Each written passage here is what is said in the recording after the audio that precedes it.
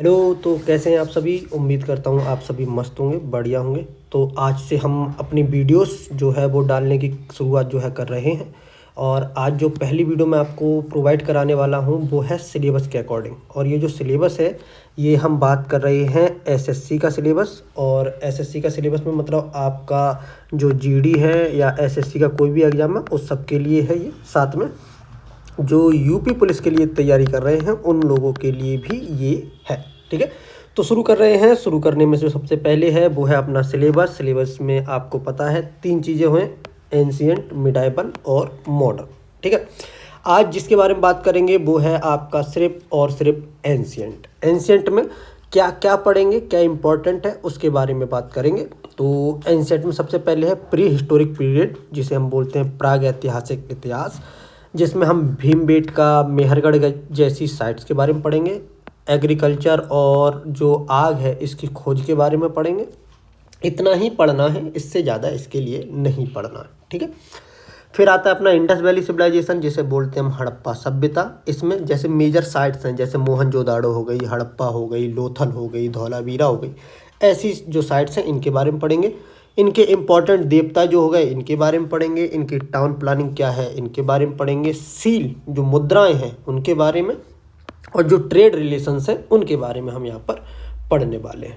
ठीक है, इसके बाद जो अगला टॉपिक आता है हमारा वो आता है वैदिक पीरियड का, जिसमें हम ऋग्वैदिक और लेटर वैदिक के बारे में जो है बात करने वाले हैं। ठीक है, जैसे इसमें यज्ञ जो है, वेद जो है ना, ऋग्वेद, अथर्ववेद, सामवेद, इनके बारे में, फिलॉसफी वगैरह के बारे में, उपनिषद के बारे में, ये सब हम लेटर वैदिक पीरियड में देखेंगे। ठीक है, इसके बाद रिलीजियस मूवमेंट उस टाइम के, जैसे बुद्धिज्म, जैनिज्म, शैविज्म है ना, वैष्णव जो हैं, ये इस्लाम वगैरह के बारे में भी थोड़ा सा जो है हम इस समय के बारे में पढ़ेंगे। ठीक, इसके बाद जो अगला टॉपिक हम पढ़ेंगे वो है महाजनपद और राइज ऑफ मगध। जनपद, महाजनपद, मगध एम्पायर। इसके बाद जो एक सबसे पहला अखिल भारतीय एम्पायर कह लो या ऑल ओवर इंडिया जो एम्पायर बना, मौर्यन एम्पायर, उसके बारे में पढ़ेंगे, जिसमें चंद्रगुप्त, बिंदुसार, अशोक और बाकी के राजा। ठीक, फिर हम पोस्ट मॉडर्न पीरियड के बारे में पढ़ेंगे, जिनमें हम शुंगा पढ़ेंगे, कण्वा पढ़ेंगे, सातवाहना पढ़ेंगे। ठीक है, फॉरेन इन्वेडर्स भी इसी में आता है, जैसे इंडो ग्रीक हो गए, शक हो गए, पहलव हो गए, कुषाण हो गए, ये सब।